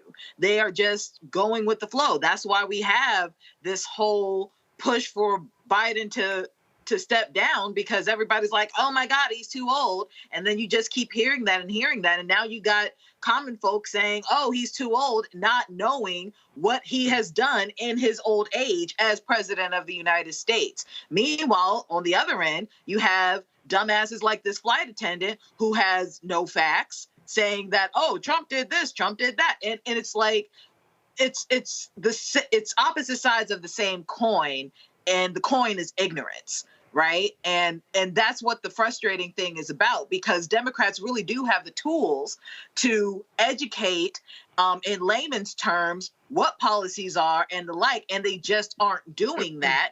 And this is what you have, just a chasm of ignorance on both sides of the aisle. I will say an anecdote from yesterday. I was at Clyde's down in Chinatown, and I saw 2 MAGA people in their red hats, just as bold as ever. And I was at a happy hour that had nothing but Black people in it. And I don't know who tipped who off, but as they were watching the RNC, somebody started playing Not Like Us by Kendrick Lamar, and it was great. It was great. Well, I don't have anything outside of that. I just wanted to put that out there. Whoever at Clyde's put that on the speakers for the entire restaurant, God bless you. Your reward is coming. Here's where I would slightly disagree, Matt.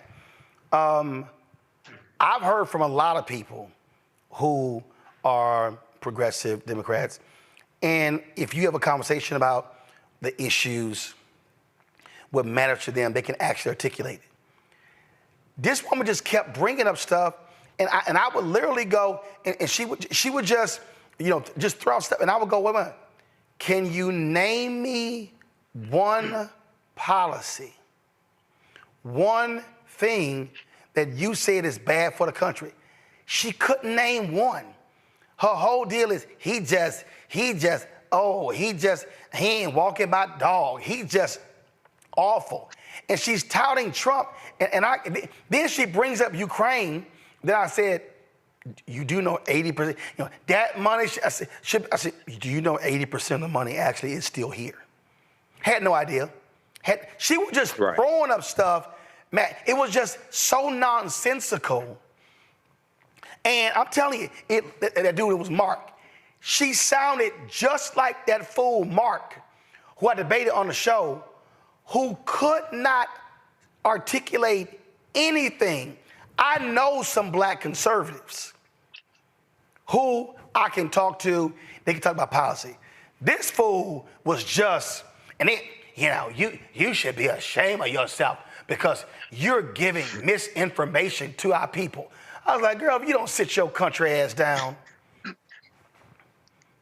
Well, Roland, I'm really sorry that you had this experience with Michael's cousin, with her being from Detroit. But hey, don't put that on me. She said the east side of Detroit. I was like, whatever. Don't put that on me.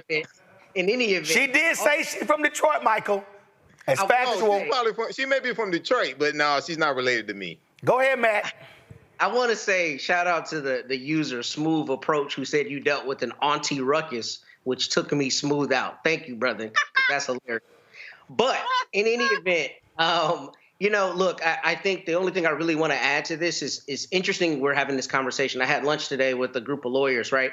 And a friend of mine, his sister is very well educated, and he said his sister will watch stuff on TikTok and believe it is the gospel truth and then regurgitate it as though it's 100% real, right? And he was talking about how he was baffled that his sister, an educated woman, could so easily see something that's just demonstrably false and run with it as though it is the gospel truth.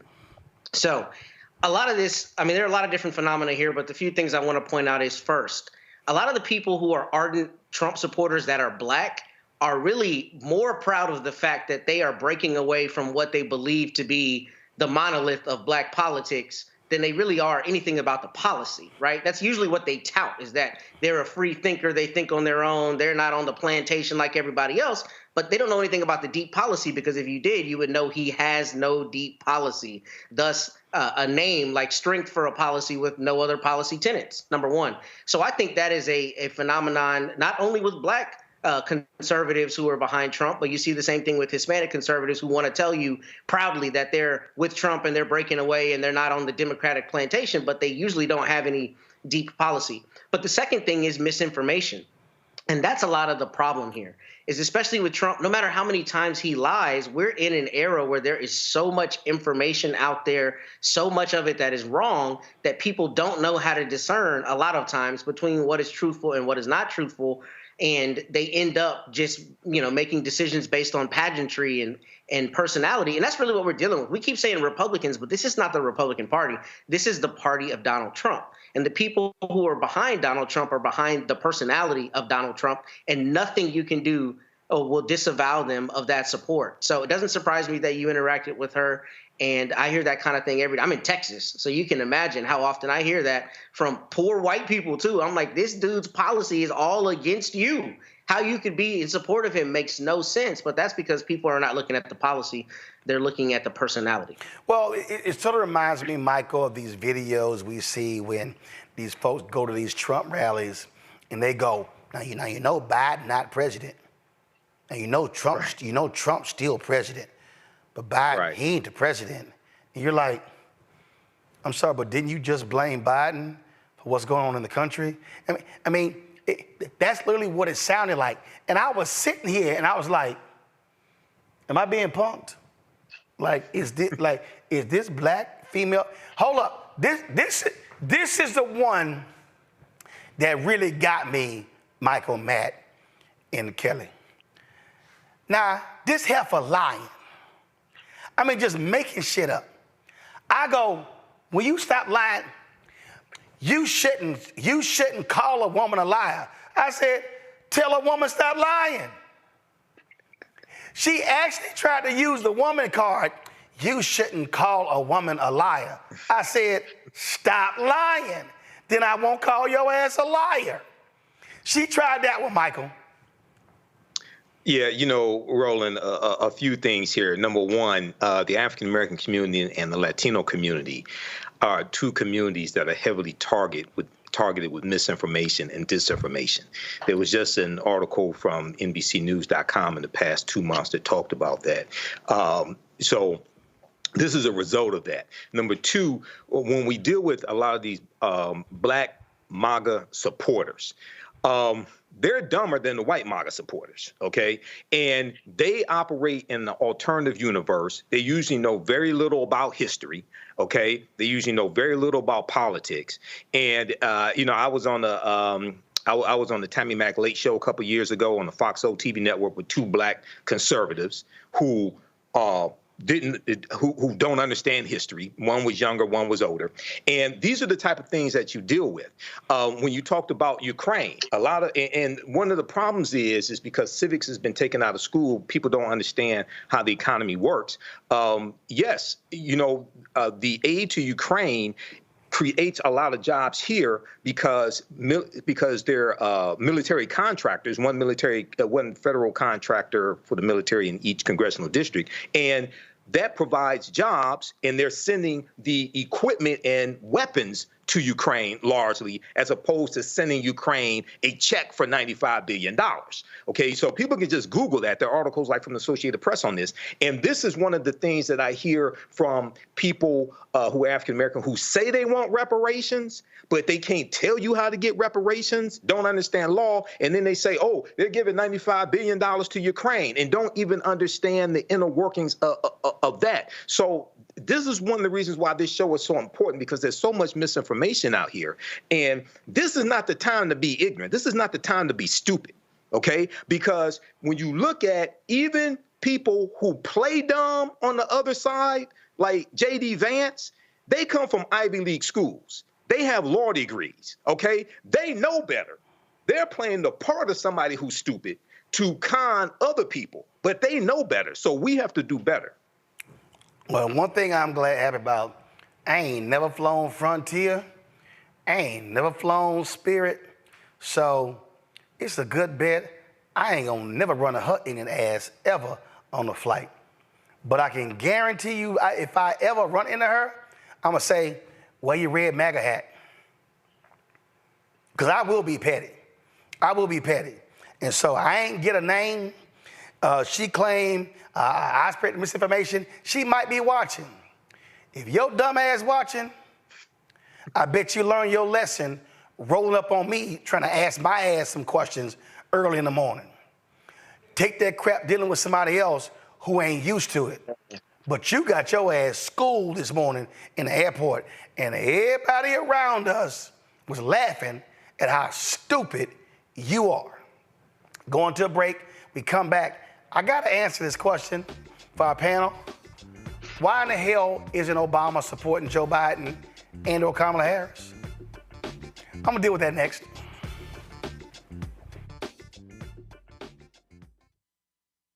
Next on the Black Table with me, Greg Carr, we welcome the Black Star Network's very own Roland Martin, who joins us to talk about his new book, White Fear, How the Browning of America is Making White Folks Lose Their Minds. The book explains so much about what we're going through in this country right now, and how, as white people head toward becoming a racial minority, it's going to get, well, let's just say, even more interesting. We are going to see more violence. We're going to see more vitriol, because as each day passes, it is a nail in that coffin. The one and only Roland Martin on the next Black Table, right here on the Black Star Network. Fanbase is pioneering a new era of social media for the creator economy. This next generation social media app with over 600,000 users is raising $17 million, and now is your chance to invest. For details on how to invest, visit startengine.com/fanbase or scan the QR code. Another way we're giving you the freedom to be you without limits. What's up, everybody? It's your girl, Latasha from the A. And you're watching Roland Martin Unfiltered.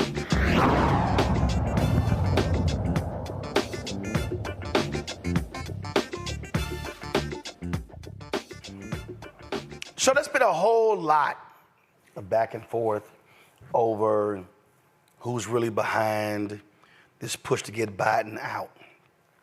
And remember, this thing really took off when former Biden folks, David Axelrod, who ran his campaign, and these podcasters, John Favreau, Tommy Viator, and I forgot the other dude's name. And many people said these folks would not have come out so hard against Biden had Obama not given his nod. Then when that New York Times column from George Clooney came out, it was reported that Clooney called Obama before it got published, and Obama didn't tell him not to publish it. Well, the Washington Post dropped this story, go to my iPad, a couple of days yesterday. Obama tells allies Biden's path to winning re-election has greatly diminished. And so it lays out here in terms of what Biden has said. And it said Obama has spoken with Biden only once since the debate. And he has been clear in his conversations with others that the future of Biden's candidacy is a decision for the president to make.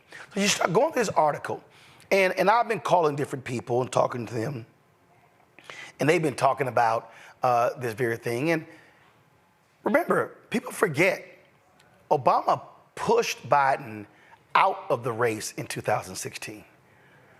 Obama was not supportive of Biden running. Obama made the decision that Hillary Clinton should be the Democratic nominee. Now, imagine if Biden had run in 2016. This could very well be the end of his second term. And so now you have this internal battle, and folks are asking the questions. Why hasn't President Obama gone to Joe Biden to have that face-to-face conversation?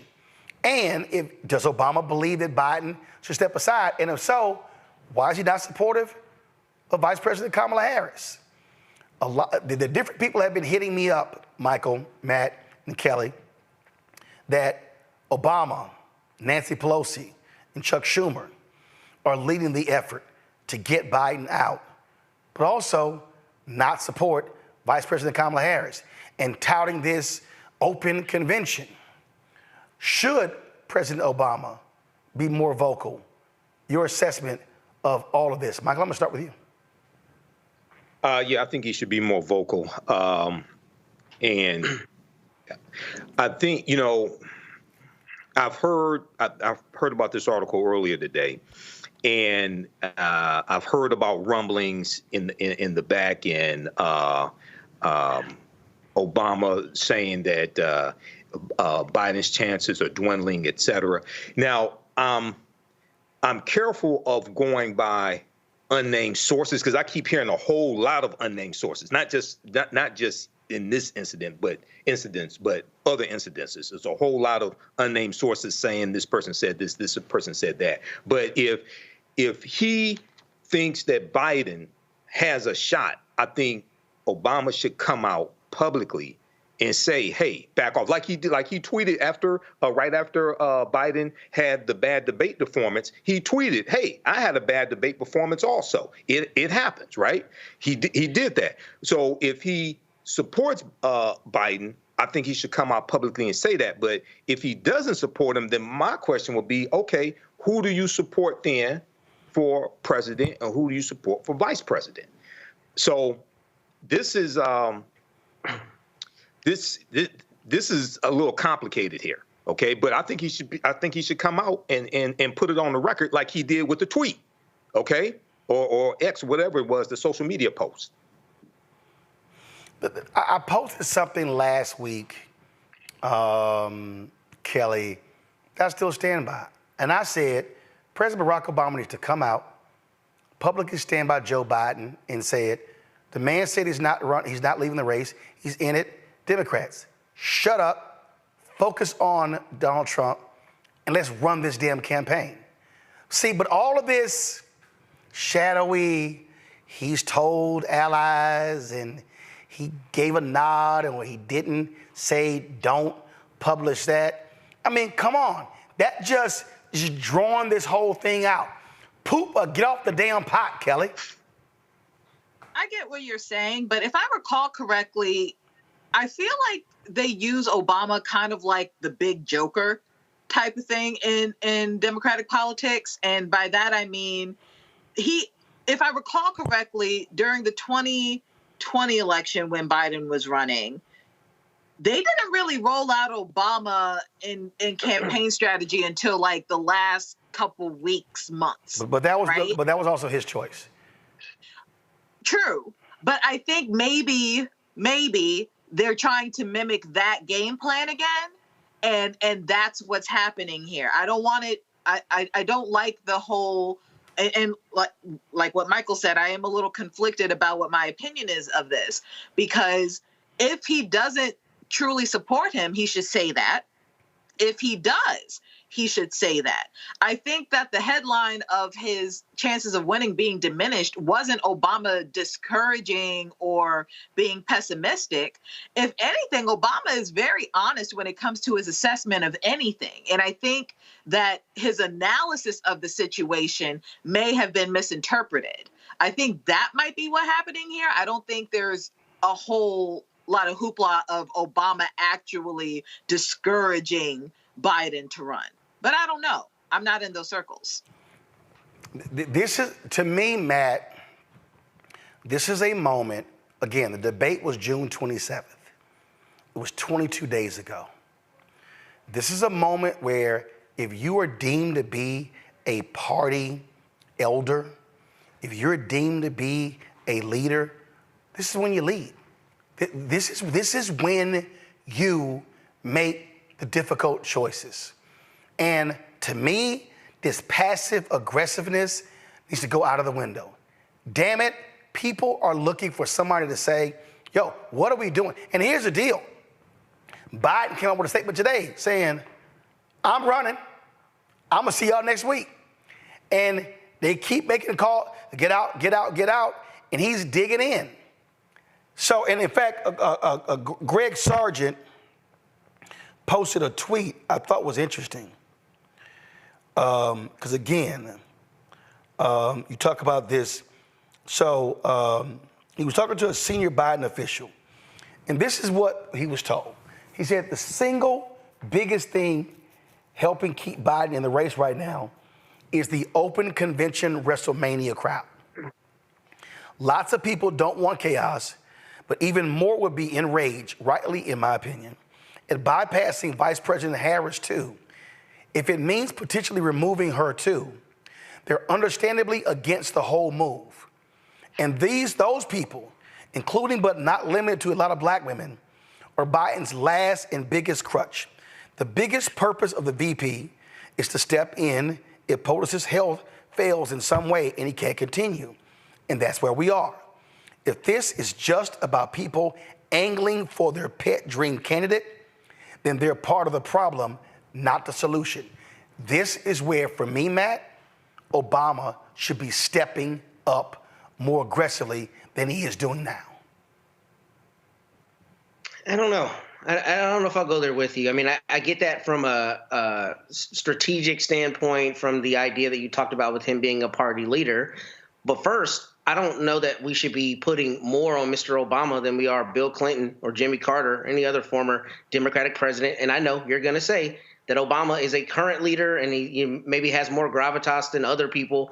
But we're not having this conversation about Bill Clinton or anybody else. Beyond that, I think that what should happen is kind of to the earlier points we've made. The Democrats in general need to galvanize their support behind a single candidate and go forward. And it needs to be Joe Biden at this point because there's no more time. However, if Mr. Obama doesn't believe he's the right person to serve or has questions about his fitness, I think he has every right to not come out and say anything about it, with the caveat that I think if you are really aligned with the party, you have a duty to not hurt his chances. And I also think that's the counterpoint here, possibly. It could be that Mr. Obama is staying in the background because there's a concern that if he comes out and supports Joe Biden, that's somehow going to affect the race. I don't imagine there's a thought that that's really going to sway anything in the polls, but there could be a strategic reason he has not done that. I don't know.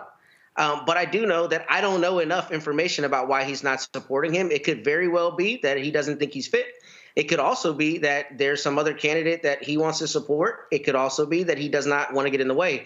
And I don't really have enough information to draw any conclusion from those. But I would say that the party as a whole is disadvantaging itself mightily by being in the lurch. At this point, they need to lock and load and go forward. And until that happens, it doesn't matter who comes out and supports him or doesn't support him. The needle won't be moved, and there will not be a concerted effort to make sure Donald Trump does not become the next president of the United States. Well, absolutely. But again, look, frankly, this has gone on long enough. We're now 22 days since the debate. And they're not focusing on Trump. You're not seeing Democrats release statements about what J.D. Vance said this week or Trump's awful speech last night. They're not calling out the racist speaking, the wife beater speaking, none of that. It's all about Biden and what he's not doing. And here's the deal. He's still president. He's still doing the job. But they're still stuck on, I don't know, man, you know, he slowed down. And you got Seth Moulton posted a thing, you know what, I saw him at the NATO thing and he didn't recognize me. And so all this sort of stuff, and you're like, dude, really? I mean, We literally have a nutcase, an absolute nutcase, who was talking about Hannibal Lecter in his acceptance speech. And Democrats are not discussing that. They still are locked in. Obama, step up. Do more. This needs to end. We should not, on Monday, we should not be going into the 4th week of this nonsense with Democrats still focused on Joe Biden's fitness and not the fascists on the other side. Kelly, Matt, Michael, I appreciate y'all being on today's show. Thank you so very much. Enjoyed it. Folks, y'all have a great weekend. I'm going to be with my man, Wendell Haskins. His Original T Golf Classic is on Sunday, so looking forward to being with him. But I'll see you guys on Monday right here on Roland Martin Unfiltered on the Black Star Network. Don't forget, support our work. Join our Brina Funk fan club. See your check and money order. P.O. Box 57196, Washington, D.C. 20037-0196. Cash App, $RM Unfiltered. PayPal, R Martin Unfiltered. Venmo is RM Unfiltered. Zelle, Roland at RolandSMartin.com. Roland at RolandMartinUnfiltered.com. And download the Black Star Network app. Apple phone, Android phone, Apple TV, Android TV, Roku, Amazon Fire TV, Xbox One, Samsung Smart TV. And be sure to get a copy of my book, White Fear, How the Browning of America is Making White Folks Lose Their Minds. Available at bookstores nationwide. Folks, I'll see y'all on Monday. Holla!